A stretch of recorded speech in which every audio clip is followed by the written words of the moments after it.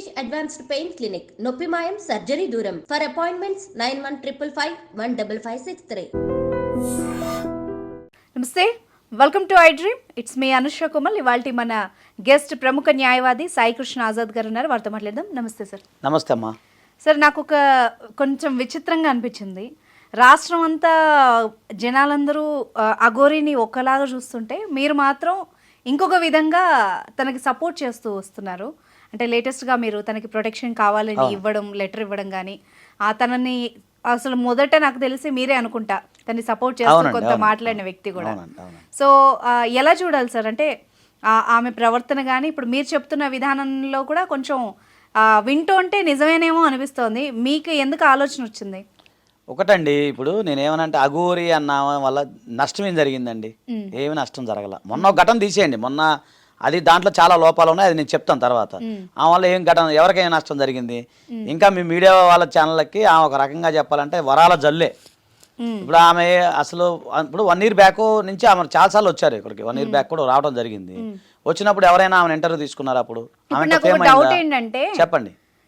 ఈవిడ జనాల్ని హింసిస్తుందా, లేకపోతే జనాలే ఈవెన్ టీజ్ చేస్తూ హింసిస్తున్నారా? ఇది నా మెయిన్ క్వశ్చన్. అవునండి. దాని పరిణామ క్రమం చెప్తానండి. ఇప్పుడు లాస్ట్ ఇయర్ అఘోరి అన్నాము వచ్చారు, అది విషయం మీకు కూడా తెలియదు, ఇక నాకు కూడా తెలియదు. పర్సనల్ వీడియోలో పెట్టుకుంది. ఎప్పుడు ఆమె హైలైట్ అయ్యారు? మొన్న ముత్యాలమ్మ ఆలయ ధ్వంసం ఘటనలో ఆమె యాదృచ్ఛికంగా రావటమా లేదా దైవాధీనమా లేదా ఆమె వచ్చిన తర్వాత జరిగిందా అనే సందర్భంలో, అది జరిగే సమయంలో ఆమె వచ్చారు. ఆమె వచ్చి ఆమె గళాన్ని విలిపించారు. ఆ సమయంలో కొంతమంది యూట్యూబర్స్ ఆమెను ఇంటర్వ్యూ చేయడం జరిగింది, అంతే కదా. ఆ ఇంటర్వ్యూ చేసిన క్రమంలో ఆ వ్యూస్ బాగా పోయినాయి. ఇప్పుడు జనరల్ ట్రెండింగ్ ఎలా ఉంటుంది? మొదట కుమారి ఆంటీ అని ఒకటి ట్రెండింగ్, ఆమె తీసుకెళ్లి ఎక్కడికో తీసుకెళ్లిపోయారు, అవునా? మీ దాంట్లో ట్రెండింగ్ ఎలా ఉంటుంది? తర్వాత ఇంకొక ఆయన ఎవరు ఇంగ్లీష్ లో మాట్లాడు, ఆయన తీసుకెళ్లారు. ఓపెన్ గా మనం మాట్లాడేసుకున్నాం, ఆయనది అయిపోయింది. ఇంకెవరో మధ్యలో ఒకరు బలిపోసి పోయారు ఒకళ్ళు, వాళ్ళది అయిపోయింది. జనాలు కూడా అంత అదే నేను అనేది. ఇప్పుడు మాకు మంచిగా అదే నేను అదే చెప్తున్నాను తల్లి. ఒక నిమిషం అంటే జనాభా గురించి మనం మాట్లాడదాము. ఇప్పుడు ఒక అతను ఒక ఫ్రాడ్ చేశాడంటే అది చాలా మంది చూస్తారు. ఒక అతను ఒక ఆటో కార్మికు, ఆటో రిక్షా డ్రైవర్, ఒక అతను బ్యాగులో మర్చిపోయిన ఆటోలో మర్చిపోయిన బ్యాగ్ తీసుకెళ్లి పోలీసు వాళ్ళకి ఇస్తే అతను నిజాయితీ పడ రాస్తే ఎంతమంది చూస్తారు, ఎంతమంది దాన్ని ఫాలో అవుతారు? అది జనాభాకి ఏంటంటే అలాగే ట్రెండింగ్ అయింది. అది ట్రెండింగ్ బట్టే కదా మీరు అందరూ వెళ్ళేది. చూడంగానే మన తెలుగు రాష్ట్రాలు అఘోరి అంటే కొంచెం కొత్తగా ఉంది. డ్రెస్సు అదే ఆహార్యం అంటాం కదా మనం, బాడీ ఆహార్యం విడిగా ఉంది. ఇదేంటా అని చెప్పి ట్రెండింగ్ అయింది. ట్రెండింగ్ అయితే కొంతమంది కొన్ని ప్రశ్నలు అసలు అడగకూడదు, అది ఆమె కూడా తెలియదు, ఆమె తెలియక చెప్పిందో మరి వీళ్ళు తెలియక అడిగారో తెలియదు. కానీ ఆమె పీరియడ్స్ వస్తాయనో మూడు వస్తే ఏం చేస్తామనో ఇవన్నీ దైవాంశ సంభూతురాలు అలా అడగకూడదు. సరే అడిగారు, ఏదో ట్రెండింగ్ అయిపోయింది. ట్రెండింగ్ అయిపోయిన తర్వాత మీడియా మొత్తం ఆమె హైప్ చేశారు. సరే అందరూ చూస్తున్నారు, చూడబట్టి మీడియా అయ్యింది. సో దాని ద్వారా నష్టం ఏం జరిగింది? ఆమె ఎవరికేమైనా నష్టం కలిగింది? పబ్లిక్ న్యూసెన్సే కదా కొంతవరకు. ఎక్కడ వెళ్ళినా ట్రాఫిక్ జామ్ అవడం, అదంతా అలా తిరగడం, చిన్న పిల్లల మధ్య పెద్దవాళ్ళ మధ్య అలా తిరగడం కూడా కొంత. ఇప్పుడు అఘోరి తత్వం అంటేనే అంత. ఆమె ఆ పని ఆమె చేసుకుంటూ వెళ్తుంది. మీరెందుకు ఇన్వాల్వ్మెంట్? ట్రాఫిక్ జామ్ ఎప్పుడు అవుతుంది? జనాభా రాబట్టే ట్రాఫిక్ జామ్ అవుతుంది. ఏమైనా ట్రాఫిక్ జామ్ అవ్వట్లేదు కదా. ఏమైనా ట్రాఫిక్ జామ్ ఎక్కడైంది మేడం? ఈ వల్ల ఎప్పుడు ట్రాఫిక్ జామ్ కాదు. ఆ పని ఆమె చేసుకుని వెళ్ళిపోతుంది. ఆమెను కొంతమంది ఫాలో అవ్వటం, ఆమె రాగానే ఆమెతో సెల్ఫీలు తీసుకుంటాం, కొంతమంది వీడియోలు తీయటం, కొంతమంది ఎగబడిపోవటం, కొంతమంది ఆశీర్వాదం కోసం, కొంతమంది ఆమె కాలు మొక్కాలని చెప్పి, కొంతమంది బ్లెస్సింగ్స్ అని. దానివల్ల కదా ట్రాఫిక్ జామ్ అవుతుంది. ఎప్పుడు ట్రాఫిక్ జామ్ అవుతుంది? ఇప్పుడు నేను ఎవరో తెలియదు, నేను మామూలుగా వెళ్తున్నాను బండి మీద, నన్ను ఎవరు పట్టించుకుంటారు? అదే ఒక నేను సెలబ్రిటీ అనుకో, నన్ను ఫాలో అయ్యేందుకు 10 మంది 20 మంది తయారవుతారు. అలా జరుగుతుంది తప్ప ఆమె ఎవరికై అన్యాయం చేసింది, ఎవరైనా డబ్బులు ఉండడం కూడా సార్. అంటే ఇప్పుడు ఆమె అదే తల్లి అఘోరి అంటే అంతే కదా. కాదు సార్, ఇప్పుడు ఆమె కారుని మనం చూసాం, నెంబర్ ప్లేట్ లేదు, రిజిస్ట్రేషన్ నెంబర్ లేదు, ఆమె కపాలాలు పెట్టుకొని తిరగడం అన్ని. అంటే ఆమె ప్రొజెక్షన్ కూడా వింతగా జనాలు చూసేలాగానే. అవునండి. ఇప్పుడు కారు రిజిస్టర్ ఇక్కడ కాదు కదా మేడం, నార్త్ సైడ్ అలాగే ఉంటాయి అఘోరాలకు సంబంధించి. మీరు ఎట్లా కూడా చూడండి, అఘోరా వెహికల్స్ అని కొట్టండి, అఘోరా సెల్ ఫోన్ కూడా వాడతారు, వాళ్ళకి అలాగే ఉంటాయి.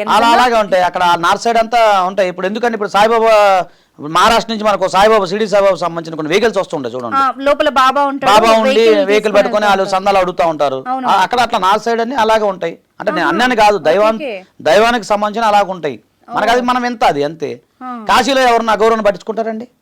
లేదు, వాళ్ళు నార్మల్ గానే చూస్తారు. మరి మన దగ్గరికి వస్తే ఎందుకు? మనకి ఇక్కడ వెరైటీ వింత అంతే కదా. ఇప్పుడు ఒక శారీ కట్టుకున్నామని ఇక్కడ ఎవరన్నా వెరైటీ చూస్తాం మనం. అదే విదేశాలకు వెళ్తే వేరే దేశంకి వెళ్తే మనం వింతగా చూస్తాం.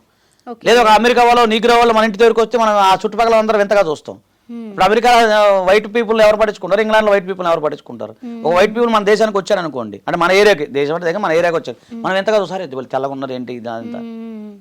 తేడా ఏంటంటే మనకు వింత అనిపించింది అంతే. ఇప్పుడు కాశీలో మీ కేదార్నాథ్లో అఘోరాలు అసలు ఎవరు పట్టించుకుని కూడా పట్టించుకోరు కదా. అంటే వాళ్ళు మనుషుల్లోకి రావడం కూడా ఇష్టపడరు, ఇలా పబ్లిసిటీ ఇష్టపడరు. కొత్త తిని కూడా మరి అమాయకత్వంతోనో తెలిసి తెలియనితనంతోనో కొన్ని చేశారు. అది కూడా మనం అన్ని మీడియా ఛానల్స్ మేడం అది పెద్ద క్షమింపరాని తప్పు కాదు మేడం. ఈ దేశాన్ని దోచుకునే దొంగలు చాలా మంది ఉన్నారు, ఎన్నో స్కాములు జరుగుతూ ఉన్నాయి, ఎక్కడికి వెళ్ళిన అన్యాయాలు జరుగుతూ ఉన్నాయి. మనం చూస్తాం రోజుకో స్కామ్ జరుగుతూ ఉంది. నిన్న చూడండి ఆ సువర్ణ భూమి అని 100 కోట్ల మనుషుల్ని ప్రజల్ని ముంచేశారు, అందులో సెలబ్రిటీలు హస్తం ఉంది. మరి అందరిని అరెస్ట్ చేస్తారా? ఈ విషయం మీద ఏ మీడియా మాట్లాడదు ఏంటండి? ఎంతమంది పిల్లలు డబ్బులు దాచుకొని, అంటే నేను టాపిక్ వేరేదని కాదు, కోట్ల రూపాయలు మోసం చేసిపోయారు కదా మేడం. మొన్న ఏదో ఐటీ కంపెనీ బోర్డు తిప్పేసింది, ఆడవాడు వైద్యం పేట మనుషుల్ని చంపేశాడు. మరి ఇవన్నీ మాట్లాడరేంటి మేడం? ఇది ఆమె చేసిన వాళ్ళు ఎవరైనా తెచ్చారా, లేకపోతే ఎవరికైనా ఆస్తులు పోయినాయా, లేకపోతే ఎవరికైనా ఏదైనా అయిందా, లేదా ఎవరు సూసైడ్ చేసుకున్నారా? లోన్ యాప్ల మీద ఎంతమంది చనిపోయారండి? లోన్ యాప్ల వాళ్ళు ఎంతమంది చనిపోయారు? అంటే నేనేమంటున్నానంటే సార్, ఇప్పుడు మనం సొసైటీలోకి వచ్చినప్పుడు మనకు కొన్ని కట్టుబాట్లు, కొన్ని ఇవి ఉంటాయి. నాగరిక ప్రపంచంలో ఎలా ఉండాలి అన్నది కూడా ఒక రూల్ బుక్ అయితే మనకు ఉంటుంది. అవును, అంటే ఆడ మగ తేడా లేకుండా అందరి మధ్యలో అలాగా వ్యవస్థలాగా తిరగడం గానీ, అది మీకు అర్థం కావట్లా. అది నార్త్ ఇండియాలో కాశీలో వ్యవస్థగా ఉన్నప్పుడు ఎవరు పట్టించుకోరు. మన తెలుగు రాష్ట్రాల్లో కొత్తగా మనకు వింతగా ఉంది కదా మనం పట్టించుకున్నాము. అసలు మనం పట్టించుకోకపోతే ఎవరిని పట్టించుకుంటారు? పోలీసుల మీద కూడా తను దాడి చేసిన ఒకటండి. ఇప్పుడు పోలీసు వాళ్ళ మీద దాడి చేయటం అనేది ఏం లేదు, కానీ రైట్ టు ప్రొటెక్షన్ ఆమెను పట్టుకున్నప్పుడు నాకు కలవాలందా, అది దానికి కొద్దిగా లీగల్ నాలెడ్జ్ లేదు ఆమెకి. ఆమె చిన్నప్పుడు 7 years లోనే వెళ్ళిపోయింది ఆమె. ఆమెకు తెలియదు ఇప్పుడు ఇక సమాజం ఎట్లా ఉంటుంది, ఈ నాగరికత ఎలా ఉంటుంది, ఈ సమాజం ఏంటో తెలియదు. ఇప్పుడు మీరు మరి చాలా మంది అడుగుతారు, నువ్వు ఇలా చెప్తున్నావు కదా, మన ఐఫోన్ ఎట్ట వాడుతుంది, కార్ ఎట్ట వాడుతుంది అని కొంతమంది అది కూడా ప్రశ్నించారు. నన్ను కూడా అడిగారు, మా చుట్టాలు అడిగారు, బయట వాళ్ళు కాదు, మా చుట్టాలు. కార్ వాడుకొని అన్ని చోట్లకి నేను చెప్తా, అది కూడా చెప్తాను, అది కూడా నేను మాట్లాడాను, అది కూడా అడిగాను. ఇప్పుడు నా చుట్టాలు, మా తమ్ముళ్ళు అన్నదమ్ముళ్ళు వాళ్ళే ఫోన్లు చేసి కార్ ఎడ తిరుగుతుంది అని విని చెప్తున్నావు, లేదా ఫోన్ ఎట్ట మాట్లాడుతున్నాను. ఫోన్ ఈ రోజుల్లో మాట్లాడితే తప్పే ఉందండి. ఓన్ డ్రైవ్ చేసుకుని అన్ని దానికి ఏముంది? ఇప్పుడు ఆమె ఫస్ట్ పాదయాత్ర చేస్తుందండి. ఆమె లాస్ట్ ఇయర్ పాదయాత్ర చేస్తున్నారు. చేసినప్పుడు ఒక ఆయన చూసి నార్త్ ఇండియాలో అఘోరాలకు చాలా గొప్పగా గౌరవిస్తారు. ఎందుకు ఈ కార్లో తిరుగుతారని చెప్పి కారు కొనిచ్చాడు ఆయన. ఏంటి ఒకరు ఉంటారు కదా, వాళ్ళకి సంబంధించిన వ్యక్తులు ఉంటారు కదా, దానికి సంబంధించిన కారుకి సంబంధించిన ఇన్సూరెన్స్ పేపర్లు ఉన్నాయి, అన్ని పేపర్లు ఉన్నాయి. మీకు నేను అందుబాటులో రాగానే మీకు నేను పంపిస్తాను, మీరు డిస్ప్లే చేయండి, ఇబ్బంది ఏం లేదు. ఒకటి. రెండోది ఏంటంటే ఆ వల్ల మీకు వచ్చే నష్టం ఏంటంటే నేను అనేది, మీకు ఎందుకు ఆ పని చేసుకున్నది, వెళ్తుంది గుడికి దండం పెట్టుకుని వెళ్తుంది, కొత్తగా వింత కదా సార్. మరి అది ఎవరు తప్పండి? అది ఎవరు తప్పు? ఒకటి. సరే ఇప్పుడు ప్రజలందరూ ఇప్పుడు ఆమెకి సపోర్ట్ చేశారు, హిందూ ధర్మం కోసం పోరాడుతా ఉంటుంది, సనాతన ధర్మం కోసం. డౌట్ ఏంటంటే హిందూ ధర్మం కోసం, సనాతన ధర్మం కోసం పోరాటం అంటే దానికి ఒక ప్రణాళిక కానీ ఇలా చేస్తాము, ఇలా చెయ్యాలి అన్నది ఏం లేదు. తను వచ్చిన ఫస్ట్ డే నుంచి కూడా మీడియాతో మాట్లాడడము, అబ్జెక్టివ్ పాయింట్స్ మీదే మాట్లాడడము, కొన్ని అబ్జెక్టివ్ విషయాల గురించి తను ప్రమోట్ చేసుకోవడం. ఈవెన్ తన వీడియోస్ లో కూడా, తన ఛానల్లో కూడా అఘోరిమాత ఇక్కడికి వెళ్ళింది, ఇలా చేసింది, తనని ప్రమోట్ చేసుకునే విధానం. ప్రతి పార్టీకి ఒక ఛానల్ ఉంది, ప్రతి ఇంటికి ఒక ఛానల్ ఉంది. దానికి ఆమె ఛానల్ ఉండడం వల్ల నష్టమే ఉంది, దేశానికి వచ్చే నష్టమే. అలా కత్తలే ఆమె ప్రొజెక్ట్ చేసుకుంటది. నాకు సొంత ఛానల్ ఉంది, నిజంగా చెప్తున్నా, మా ఛానల్ ఉంది, చెప్పకూడదు నేను ఆ పేరు, ఇక్కడ వేరే ఛానల్ నేను ఉన్నాను కాబట్టి. నా సొంత ఛానల్ ఉంది, ఒకరు ఛానల్ పెట్టుకుంటున్నారు, ఆమెకు ఉంది, దానికి తప్పే ఉంది. ఇంకొకటి ఏంటంటే ఇప్పుడు ఆమె ఏమి సనాతన ధర్మం కోసం ఏం చేస్తూ ఉంది. ముందు ఇప్పుడు కార్తీక మాసం కాబట్టి ఇప్పుడు శివుడికి సంబంధించినవి ఇప్పుడు 1 కోటి దీపాలు జరుగుతూ ఉన్నాయి మా ఇంటి దగ్గర, 1 కోటి దీపాలు జరుగుతూ ఉన్నాయి. అలాగే అన్ని ఛానల్స్లో అన్ని 1 కోటి దీపాలు పొద్దున్న లేస్తే ఇప్పుడు ఇంట్లో వాళ్ళు స్నానం చేస్తున్నాం, మేము కృష్ణానదికి పోతాం, కార్తీక పౌర్ణమి వెళ్ళాలి కదా, ఇప్పుడు అన్నీ ఉంటాయి, కార్యక్రమాలు అన్నీ ఉంటాయి. కార్తీక మాసం కాబట్టి శివుడికి ప్రత్యేక గొప్ప ఇది కాబట్టి ఆమె ఏం చేసింది, ఏదైతే ఆంధ్రాకి ఎందుకు వెళ్ళిందని మీరు ప్రశ్నించాలి. ఆంధ్రాలో పంచారామాలు ఉంటాయి, శైవ క్షేత్రాలు అయితే 5 ఉన్నాయి అన్నమాట. సో 5 దర్శించుకుంది, ఆమె ఏం చేయలేదు, ఆ పని ఆమె చేసుకుంటూ వెళ్ళిపోయింది. మధ్యలో పవన్ కళ్యాణ్ గారిని కలవాలి చెప్తా, అక్కడికి వస్తున్నానండి. అక్కడికి వస్తున్నప్పుడు మీకు అది కూడా పాయింట్ చెప్తా. ఈమెకి సినిమా యాక్టర్లు ఎవరో తెలియదు. అయితే ఒక ఛానల్ వాళ్ళు ఏం చేయాలంటే ఆ సందర్భంలో లడ్డు వివాదం రావడం, ఈయన పవన్ కళ్యాణ్ గారు సనాతన ధర్మం కోసం పోరాటం, అది కూడా 2 సైమండస్గా జరిగినాయి. అప్పుడు ఒక ఛానల్ ఆయన ఇంటర్వ్యూ చేస్తూ పవన్ కళ్యాణ్ గారి ఫోటో చూపించారు. చూపించి ఈయన తెలుసా అంటే తెలియదయ్యా నాకు ఆయన ఎవరో అని చెప్పింది. ఈయనే సనాతన ధర్మం కోసం పోరాడుతున్నారు, ఆయన హిందూ ఇట్లా ఉంది అని చెప్పి ఆయన స్పీచ్ అంతా విన్న తర్వాత ఆవిడ చెప్పింది ఇది ఏమని, ఈ విషయం నాకు ఇలా తెలుసని ఆవిడే చెప్పింది. ఆమె చెప్పడం కదండి. ఒక నిమిషం చెప్తాను. ఒక ఛానల్ అతను ఇంటర్వ్యూ చేస్తూ, ఆయన నాకు మంచి ఫ్రెండే, నేను కొన్ని పేర్లు చెప్పకూడదు మీ దగ్గర, కానీ ఒక ఛానల్ అతను ఇంటర్వ్యూ చేస్తూ, అమ్మ సనాతన ధర్మం కోసం మీరు పోరాడుతున్నారు, సినిమా యాక్టర్లు తెలుసా, కేవలంగా క్యాజువల్ క్వశ్చన్ అడుగుతా, సినిమా యాక్టర్లు తెలుసా, వాళ్ళు తెలిసి వీళ్ళు తెలుసా అంటే నాకు ఎవరు తెలియదు అన్నారు. సరే ఏం తెలుసా అని చెప్పి పవన్ కళ్యాణ్ గారిని చూపించడం జరిగింది. చూపించినప్పుడు ఈయన సినిమా యాక్టర్ అంటే కాదు, సినిమా యాక్టర్ కాదమ్మా, సనాతన ధర్మం కోసం నువ్వు ఎలాగో పోరాడుతున్నావో ఈయన కూడా అలాగే పోరాడుతున్నాడు, కాబట్టి ఈయన పలాని ఆంధ్రప్రదేశ్లో డిప్యూటీ సీఎం గారు సనాతన ధర్మం కోసం పోరాడుతున్నారు అని చెప్పి ఆయన చూపించడం జరిగింది. అప్పుడు ఆమె ఏమనుకుంది, ఆయన కలవాలనుకుంది, ఆయన కలవాలని ఆమె అనుకున్నారు. అలాగే మీకు విషయం తెలుసా, మొన్న వచ్చినప్పుడు ఆమె ఎక్కడ చేసింది సంఘటన తెలుసా, మొన్న ఆమె రోడ్డు మీద ధర్నా చేసింది అంతా ఎక్కడ తెలుసా, జనసేన పార్టీ కార్యాలయం ముందు, బయటకు అది ఎక్కడో కాదు. ఎందుకు జనసేన పార్టీ కార్యాలయం ముందు చేసింది అంటే పవన్ కళ్యాణ్ గారిని కలవాలి అని ఆమె డిమాండ్ అదే కదా. ఎందుకంటే సనాతన ధర్మం కోసం ఆయనకు పోరాడుతున్నారు, ఆయన్ని కూడా నేను కలవాలని ఒక రకమైన గురువుగా భావించింది ఆమె, భావించి ఆయన కలవాలని అనుకుంది ఆమె. దానికి సంబంధించిన అదేదో పోర్ట్ఫోలియో ఉంటుంది. ఒక వ్యక్తిని కలవాలని, అంత పెద్ద ఆయన కలవాలంటే మనలాగా వెళ్ళిపోయి కలవరు కదా, దానికి ఒక ప్రొసీజర్ ఉంటుంది కదా. ఆ ప్రొసీజర్ ఆమెకు తెలియదు, చెప్పేవాళ్ళు లేరు, నా ఫోన్ ఎత్తట్లేదు. సో చెప్పిన సందర్భంలో ఏమైంది, ఆమె అక్కడ నేను కలవాలని చెప్పి బయటాయించింది ఆమె. ఆమెకు తెలిసిన విద్య అది ఒక్కటే కదా, అంతే తప్ప అక్కడ ఏమి ఎవరిని ఇబ్బంది పెట్టింది ఏముంటుంది. ఆ సందర్భంలో పోలీసు వాళ్ళు పట్టుకుని ట్రై చేశారు, ఆమె డిఫెన్స్ చేసుకుంది, అంతే తప్ప దానివల్ల జరిగింది కదా, ట్రాఫిక్ జామ్ అయింది, అది కొంచెం ఇబ్బంది. కాకపోతే ఇప్పుడు లీగల్ గా కూడా నార్మల్ గా అందరికీ వర్తించిన రూల్సే ఈ అఘోరాలకు, ఈ అఘోరీలకు కూడా వర్తిస్తాయా? ఎందుకంటే ఆమె ఒక రకంగా కొంత పబ్లిక్ న్యూసెన్స్ క్రియేట్ అవ్వడం, ఆమె వల్ల కానీ ఆమె కారణంగా కానీ క్రియేట్ అవ్వడం కానీ, లేకపోతే మొన్నట్టు ట్రాఫిక్ జామ్ అవ్వడం, ఆ పోలీసుల మీద దాడి చేయడం, ఇలాంటి కొన్ని అంశాలు అయితే ఉన్నాయి. సో వీటి ద్వారా వాళ్ళకు కూడా ఇవే లీగల్ అంశాలు వర్తిస్తాయా? అది ఒకటండి, చట్టం ముందు అందరూ సమానులే, అఘోరి అని ఏముండదు, ఎవరేముండదు, ఆయన వాళ్ళ భారతీయ పౌరులే కాబట్టి చట్టం ముందు అందరూ సమానలే. చట్టంలో మనకు ఎలాగో శిక్షలు ఉంటాయి, వాళ్ళకి అలాగే ఉంటాయి. జనరల్ ఒకటండి, నేను విద్యార్థి నాయకుడిగా పనిచేశాను మేడం, మీకు ఓపెన్ చెప్తున్నాను, ఎస్ఎఫ్ఐ లీడర్గా పనిచేశాను. ఎస్ఎఫ్ఐ లీడర్గా మేము పనిచేసినప్పుడు ఎప్పుడైనా స్కాలర్షిప్ రాకపోతే, లేకపోతే అప్పుడు ఆ టైంలో ఉద్యమం టైంలో ఎన్నో జరిగిన ఉద్యమాలు మేము ఎన్నో చేసినప్పుడు మేము రాస్తా రోకో చేసేవాళ్ళం. చేసినప్పుడు ఏముంది, మమ్మల్ని అరెస్ట్ చేసేవాళ్ళు, సాయంత్రం కాలం మమ్మల్ని రిలీజ్ చేసేవాళ్ళు. ఇప్పుడు కూడా ఆమె కూడా అదేగా వర్తిస్తుంది, అంతకని ఏముంటుంది. ఆ పోలీసులు తీసుకెళ్లారు కదా, మొన్న తీసుకెళ్లారు, మరి అరెస్ట్ చేశారు. ఇప్పుడు ఎన్నో సమైక్యాంధ్ర వెళ్ళిపోయింది కదా, అది వేరే విషయం, అది లీగల్ గా మీకు చెప్తున్నా. ఇప్పుడు సమైక్యాంధ్ర ఉద్యమం జరిగింది, తెలంగాణ ఉద్యమం జరిగింది, ఎన్నో జరిగినప్పుడు ఎన్నో రాస్తారోకలు, ధర్నాలు జరుగుతాయి. అది ప్రజాస్వామ్యంలో ఉన్నప్పుడు ప్రొటెస్ట్ చేసే హక్కు మనకు ఉంది కదా. ఆ సందర్భంలో ఆమె అరెస్ట్ చేయడం జరిగింది, తీసుకెళ్లారు, మళ్ళీ తీసుకొచ్చేసారు. అది చేయని కూడా నేరమేం కాదుగా, అది పెద్ద నేరమేం కాదు కదండి. ఇప్పుడు అఘోరీని కనుక కొందరైతే కొందరు కమెంట్స్ చెప్తాను. కొందరేమో వాంటెడ్లీ తన పబ్లిసిటీ కోసం తిరుగుతోందని కొందరు, ఇంకొందరు తనకి మతిస్థిమితం బాగా లేదని కొందరు పబ్లిక్ స్టంట్స్ ఇలాగా మాట్లాడుతుంది అనేవాళ్ళు. సో ఒక రకంగా సనాతన ధర్మాకి బ్యాడ్ నేమ్ అని కూడా ఈమె వల్ల వస్తోంది అని కూడా కొందరు కమెంట్ చేయడం. వీళ్ళందరికీ ఏం చెప్తారు మీరు? ఒకటండి, వాళ్ళు ఎవరు అఘోరతో మాట్లాడలేదు. ఫస్ట్ ఆఫ్ ఆల్ నేను ఓపెన్ చెప్తున్నా, వాళ్ళు ఎవరు అఘోరతో కూడా నేను మాట్లాడినంత సమయం వాళ్ళు కేటాయించలేదు. అఘోర యొక్క వ్యక్తిత్వం వాళ్ళకి తెలియదు. వాళ్ళు టీవీలో చూసింది, అదే మన ఛానల్లో చూసిందో, లేకపోతే వచ్చిన పబ్లిక్ సంబంధించిన న్యూస్ని బట్టే వాళ్ళ యొక్క అభిప్రాయం చెప్పారు, అంతే తప్ప వాళ్ళు మాట్లాడారా ఎవరన్నా అఘోరతో? నేను మాట్లాడినట్టు మాట్లాడారా? మన దగ్గర వీడియోలు ఉన్నాయి, అన్ని ఉన్నాయి, రికార్డింగ్స్ ఉన్నాయి. ఏం చెప్తారు సార్ మీతో మాట్లాడినప్పుడు మామూలుగా కన్వర్సేషన్ ఎలా ఉంటుంది చెప్పండి? నేను మీకు వినిపించమంటే వినిపిస్తాను, మీకు కన్క్లూజన్ చేస్తా. ఎందుకంటే అంటే మీకు చెప్పాలి కదా, మీరు అడిగిన దానికి. ఇప్పుడు అక్కడ ఒక వీడియో చూస్తాడు, ఆయన మైండ్ లో ఏముంటుందో అది రాసేస్తాడు, కానీ ఆ వ్యక్తిత్వం తెలియాలి కదా, ఆమెతో సాన్నిధ్యం ఉండాలి కదా, పరిచయం ఉండాలి కదా, ఆమెతో మాట్లాడే ఉండాలిగా. అప్పుడు అలాంటి వాళ్ళు మాట్లాడినప్పుడు పెట్టితే కామెంటు, సరే వాళ్ళు వ్యాఖ్యానించినా, కామెంట్ చేసినా, విమర్శించినా మీరు యాక్సెప్ట్ చేయండి, నేను యాక్సెప్ట్ చేస్తా. మీకు అర్థమవుతుంది కదండి. మీడియాలో ఏదో వస్తే అదే చూస్తే అట్లా.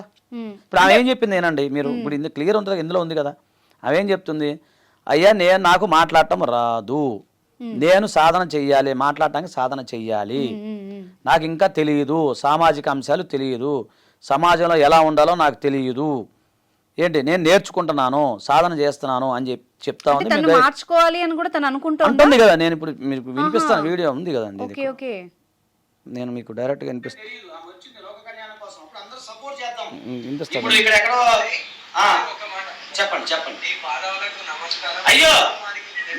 నా పాదాలకు నమస్కారం అని ఎప్పుడైనా అదే అంటది.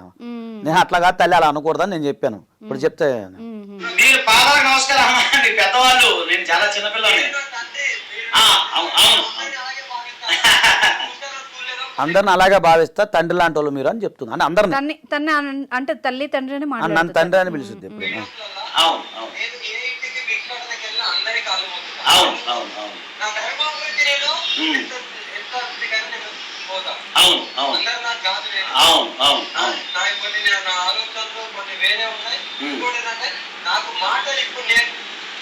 నేను మీకు అదే చెప్తున్నా స్వామి మాతాజీ, కొంతమంది మాట్లాడటం రాదు, ఇప్పుడే నేర్చుకున్నా అని చెప్తుంది ఆమె. ఇది కూడా సాధనే, అవును, మాట్లాడటం కూడా సాధనే, అవును.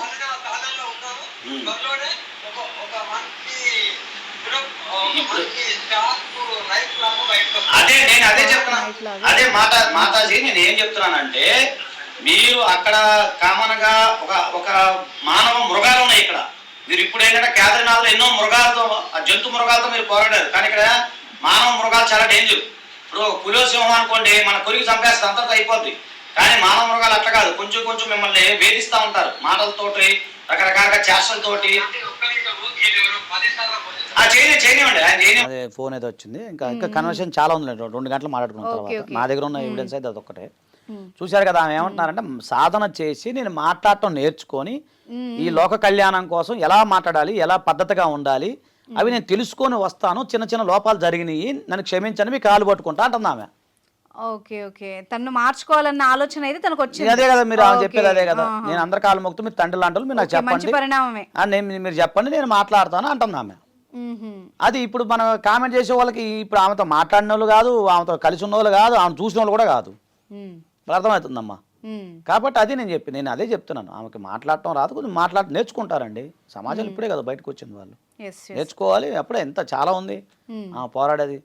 కాబట్టి ఏంటంటే కొంచెం దుందుడికి వ్యవహారం, కొంచెం ఇవన్నీ కూడా ఏంటంటే ల్యాక్ ఆఫ్ నాలెడ్జ్ అంతే. మీరు మామూలుగా చెప్తారా సార్ ఎలాగా బిహేవ్ చేయాలి? చెప్పాను నేను అదే చెప్పాను. చట్టం ఉంటుంది, సమాజం ఉంటుందమ్మా. మాట్లాడేటప్పుడు ఆచితూచి మాట్లాడండి, ఎట్లా తొందరపడితే అట్లా మీరు మాట్లాడమాకండి. కెమెరాలు, ఎందుకంటే కెమెరా అనేది కొద్దిగా మీకు తెలియదు ఏం కాదు, అది చాలా కష్టం. టక్కని నోరు జారిన తర్వాత మళ్ళీ మీరు తీసుకోలేరు, రికార్డ్ అయిపోతాయి అన్ని. మీరు సనాతన ధర్మం కోసం పోరాటాలంటే దానికి ఒక ప్రొసీజర్ ఉంటుంది. అలాగే చెప్పిన తర్వాత గురువు గారి దగ్గరికి వెళ్ళింది. అక్కడ వాళ్ళ గురువు ఉన్నారు, ఒక ఆయన పెద్ద ఆయన, పేరు కూడా ఏదో ఉందని మనం చూశాను నేను. సో ఆయన నెంబర్ దొరకట్లేదు, వేరే వాళ్ళు ఇచ్చారు కానీ కలవట్లేదు.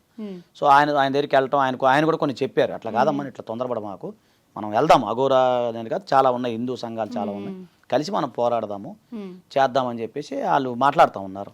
అదండి జరుగుతుంది, అది భవిష్యత్తు. మంచి పరిణామమే. తను నిజంగా తన ప్రవర్తన కానీ ఇది కానీ కొంత మార్చుకుంటే నా వంతు కర్తవ్యంగా అయితే నేను సపోర్ట్ చేస్తాను మేడం, మార్చడానికి ప్రయత్నం చేద్దాం. ఇప్పుడు ఒకటండి, తప్పు చేయనోడు ఎవడు మేడం, అందరూ తప్పు చేస్తారు. ఇప్పుడు దాన్ని మనం సర్దిట్టుకుంటూ వెళ్ళాలి తప్ప, నువ్వు తప్పు చేసావు, నువ్వు తప్పు చేసావు, 1 ఏళ్ళు చూపిస్తే 3 ఏళ్ళు మనక చూపిస్తూనే ఉంటాయి కదా మేడం, క్లియర్ కనపడుతూనే ఉంది కదా. అటప్పుడు దానివల్ల జరిగిన నష్టం ఏముంది? ఆ కారులో పోతుంటే నువ్వు ఎందుకు ఫాలో అవ్వాలి, నేను ఎవడు అడిగాడు ఫాలో అవ్వమని? ఈవెన్ ఆవిడ శ్మశానంలో కూర్చుంటే కూడా మీకేం సంబంధం? కార్లో పెట్రోల్ కొట్టించుకున్నా మరి ఏం సంబంధం? అవన్నీ అడిగిందా, నన్ను ఎంత ఫాలో ఉండరా అని చెప్పిందా? ఆమె ఏదో శ్మశానంలో పోయి ఆమె బాధలేదు, ఆమె భర్త ఉంది. అప్పుడు ఏం చేయాలి మీరు?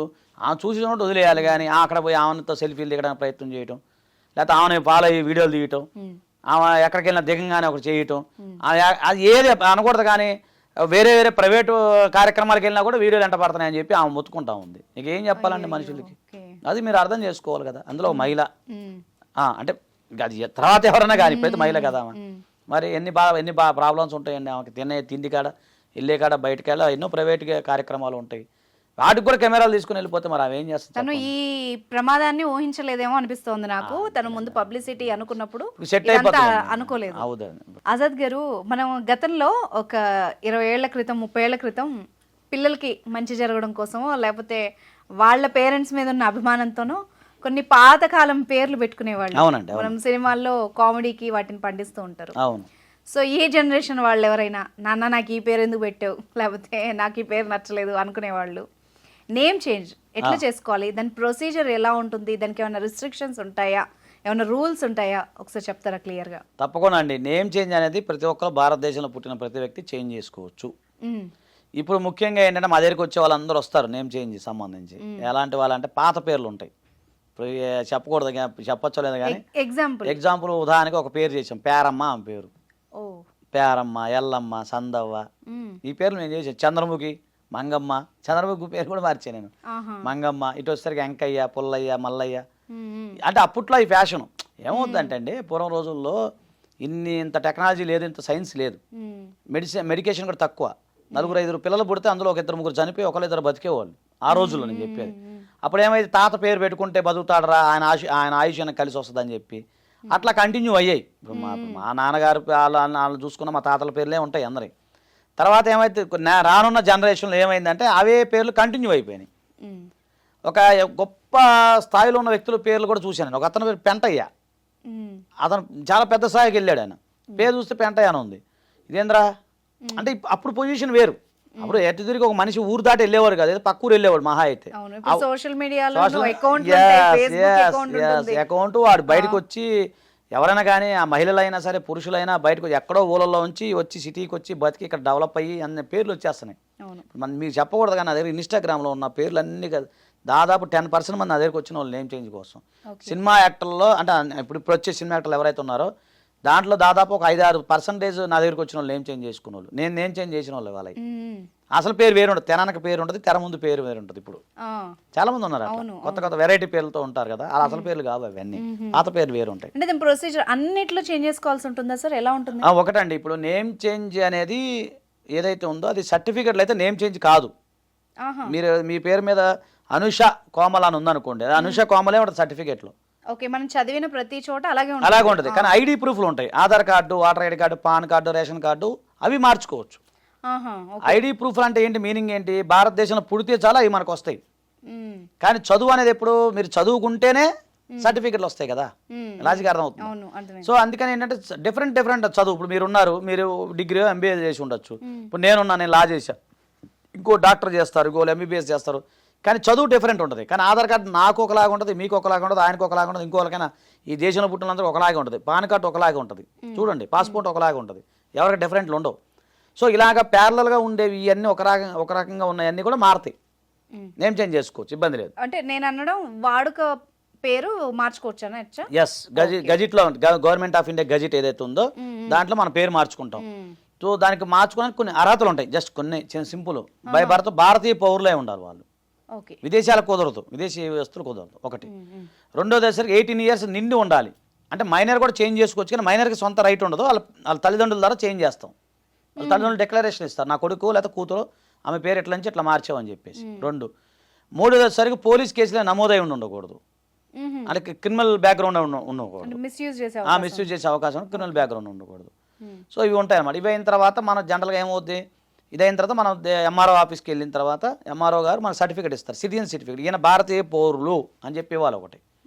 ఆ సర్టిఫికేట్ తీసుకొని మా దగ్గరికి వస్తే మేము దాన్ని ఆ పేరుని మారుస్తాం అనమాట. అది గజెట్లో పబ్లిష్ చేస్తాం, గవర్నమెంట్ ఆఫ్ ఇండియా గజెట్ ఉంటుంది, దాంట్లో పబ్లిష్ చేస్తాము. సెంట్రల్ గజెట్, స్టేట్ గజెట్ రెండు ఉంటాయి. వాళ్ళు ఏదంటే అది, స్టేట్ అంటే స్టేట్, సెంట్రల్ అయితే సెంట్రల్లో చేస్తాం. చేసిన తర్వాత ఈ గజెట్ ఉదాహరణకి ఇప్పుడు నా పేరు ఉంది సాయికృష్ణ, నేను రామకృష్ణగా మారాను అనుకుందాం, కానీ సర్టిఫికేట్లో సాయికృష్ణ ఉంటుంది కదా, చాలా మందికి అది డౌట్ వస్తుంది. మరి రామకృష్ణ ఎక్కడి నుంచి వచ్చాడంటే Saikrishna Azad change in name as Ramakrishna Azad అని ఉంటుంది. సో ఈ గజెట్ తీసుకెళ్ళి దీనికి సబ్మిట్ చేయాలి, ఎక్కడికి వెళ్ళి మీరు అది సబ్మిట్ చేసేస్తే సరిపోతుంది. దానివల్ల ఎలాంటి ప్రాబ్లం లేదు, మీకు విదేశాలకు వెళ్ళొచ్చు, ఎగ్జామ్స్ రాసుకోవచ్చు, మళ్ళీ ఫర్దర్ స్టడీస్కి వెళ్ళిపోవచ్చు, గవర్నమెంట్ జాబ్స్కి అప్లై చేసుకోవచ్చు, ఎమ్మెల్యే పోటీ కూడా చేయొచ్చు. నేను చేసిన వాళ్ళు ఏం చేయాలి, ఎమ్మెల్యే కూడా పోటీ చేసిన వాళ్ళు ఉన్నారు, ఇప్పుడు వాళ్ళు కూడా ఎమ్మెల్యే పోటీ చేసిన వాళ్ళు ఉన్నారు. ఒక ఎమ్మెల్యే కూడా అయ్యారు, ఆయన పేరు చెప్పకూడదు, ఆయన ఎమ్మెల్యే కూడా అయ్యారు. సో నేనేమన్నా అట్లా నేమ్ చేంజ్లు చేసుకుంటూ వెళ్ళిపోవచ్చు. కొంతమంది ఆస్ట్రాలజీ పరంగా ఉంటాయి, కొంతమంది న్యూమరాలజీ పరంగా కొంతమంది ఏదో ఉంటుంది కదా, ఇప్పుడు అనుష ఉన్నారు ఎన్నో యూనో పెట్టుకుంటారు, లేదా సాయికృష్ణ ఎస్ఏఐ ఏదో కేకే వస్తే అలాంటి కూడా మా దగ్గరికి వస్తారు. మ్యాక్సిమం న్యూమరాలజిస్టులు అంతా నాకే పంపిస్తారు. సో మేము అసలు లిబరల్గా ఉంటాం, ఫీజు విషయంలో అట్లా అన్నింటిలో లిబరల్గా ఉంటాం, నాకే పంపిస్తారు. అవి కూడా మారుస్తాం, అది కూడా న్యూమరాలజీ పరంగా కూడా మారుస్తాం, ఇబ్బంది ఏం లేదు. కొంతమందికి సర్నేమ్ ఉంటుందండి, సర్నేమ్ కొంతమంది సర్నేములు తప్పులు పడుతూ ఉంటాయి. కొంతమంది వాళ్ళకి కులము పేరే సర్నేమ్గా మారిన వాళ్ళు కొంతమంది ఉంటారు, అలాంటి వాళ్ళు కూడా వస్తారు మా దగ్గరికి. వాళ్ళ కులం XYZ క్యాస్ట్ అనుకోండి, ఆ క్యాస్ట్ పేరే సర్నేమ్ అయిపోతుంది కొన్ని సందర్భాల్లో. అంటే ఎలాంటి ఊళ్ళల్లో ఏమవుతుంటే అరే ఇల్లేంటంటే పలానా కులం రా అంటే ఆటోమేటిక్గా అది రాసేస్తారు ఊళ్ళల్లో, మాకు తెలియదు కదా. అట్లా జరిగిన సందర్భాలు కొన్ని ఉన్నాయి. కొన్ని సందర్భాల్లో తల్లిదండ్రుల పేర్లు తప్పులు పడతాయి, ఇప్పుడు స్పెల్లింగ్ మిస్టేక్స్ ఉంటాయి. ఎలా వెంకయ్య ఉందనుకోండి ఇప్పుడు, లేదా వెంకటేశ్వర అనుకో, అలా తప్పులు ఉంటాయి. కొంతమంది ఇంకొక అసలు విషయం చెప్తా, అమ్మమ్మ వాళ్ళ ఇంటి దగ్గర పెరుగుతారు. మన తెలుగు రాష్ట్రాల్లో ఒక సాంప్రదాయం ఏంటంటే ఫస్ట్ తొలిచూరు, సెకండ్ అంటే తొలిచూరు అంటే ఫస్ట్ తొలి కాన్పు, కామన్గా తల్లిగారింటి దగ్గర జరుగుతుంది, ఫస్ట్ సెకండ్ రెండు కూడా. అవును. ఆ సందర్భంలో ఇంటికి పెద్ద కొడుకు పుట్టినప్పుడు ప్రాబ్లం అదే అవుతుంది. నాకు కూడా అదే అయింది. నేను అమ్మమ్మ వాళ్ళ దగ్గర పుట్టి పెరిగా. ఇప్పుడు నేను చిన్నప్పుడు మా అమ్మగారు వెళ్ళిన తర్వాత ఇంకెక్కువ వాళ్ళతోనే అయిపోతాం కదా, ఎక్కువ గారాభంగా ఉండిపోయి ఎడ్యుకేషన్ అంతా అక్కడే అయింది నాది. నేను అక్కడ అమ్మమ్మ దగ్గర పెరిగిన. కొన్ని సందర్భాల్లో మా నాన్న పేరు తప్పుపడింది, ఓపెన్ చెప్తున్నా. అంటే ఇలా జరుగుతూ ఉంటాయి. అంటే నాకనే కదా అందరికి జరుగుతూ ఉంటాయి. ఎక్కువ శాతం ఏంటంటే తల్లిగారి ఇంటికాడ ఉన్నప్పుడు అమ్మమ్మ వాళ్ళు పెంచుకుంటారు, ఆ ప్రేమగా పెంచుకుంటూ ఉంటారు. పిల్లల్ని స్కూల్లో జాయిన్ చేసేటప్పుడు ఏదో చెప్పేస్తుంటారు పెద్దోళ్ళు, ఏదైనా ఏదో రాసేసి ముందు ఏదో జాయిన్ అయిపోండి అంటారు. ఆ రోజుల్లో ఎంత టెక్నాలజీ, ఆధార్ కార్డులు అన్నీ ఏడ వచ్చినాయి. సో ఇప్పుడు ఏమవుతుంది, అదే పేరు కంటిన్యూ అవుతుంది. అట్లా కూడా కొన్ని సందర్భాలు జరుగుతాయి. చాలా మంది ఆ ఎక్స్పీరియన్స్ అయి ఉంటుంది నాకు తెలిసి. అది ఒకటి ఉంటుంది. కులం పేరు దాంట్లో పెట్టడం, అలాగే ఇలా పేర్ల స్పెల్లింగ్ మిస్టేక్స్, దాంట్లో ఒక్కటే తేడా వస్తుంది. ఒక అక్షరంలోనే మొత్తం జీవితం అంతా మారిపోతుంది. అలాగ కొన్ని తప్పులు పడటము, మీరంటే న్యూమరాలజీ పరంగా తప్పు పడటం, పేరు నచ్చకపోవటం, పాత పేరు ఉండటం, ఇలా కొన్ని డిఫరెంట్ పర్సన్స్ వస్తుంటారు అన్నమాట. ఇవన్నీ కూడా గజిట్లోనే చేంజ్ చేస్తాము. ఓకే. ఒక వ్యక్తి ఎన్నిసార్లు పేరు మార్చుకోవచ్చు? అంటే యాక్చువల్గా ఏంటంటే అండి, మామూలుగా ఒక వ్యక్తి ఎన్నిసార్లు అయినా పేరు మార్చుకోవచ్చు, ఇబ్బంది ఏం లేదు. దానికి లిమిటేషన్ అంటూ ఏముండదు, ఎన్నిసార్లు అయినా చేసుకోవచ్చు. కాకపోతే ఏంటంటే ఈ పేరు మార్చే వ్యవహారంలో ఇప్పుడు ఉదాహరణకు ఒక అతను ఏ అనే వ్యక్తి ఉన్నాడు, బీగా మారాడు. సో అతను మళ్ళీ బి నుంచి సిగా మారాడు అనుకోండి, అప్పుడు మనం ఈ బి గజిట్ ఏదైతే ఉంటామో ఇది మళ్ళీ సబ్మిట్ చేయాల్సి వస్తుంది. అక్కడ అన్ని పట్టుకొని చూపించాల్సి వస్తుంది. ఎన్నిసార్లు మార్చుకోవచ్చు, అది ఆయన ఇష్టం, ఆయన ఓపిక. మేము పేరు మార్చిన వాళ్ళు గతంలో ఉన్నారు కొంతమంది న్యూమరాలజీ పరంగా.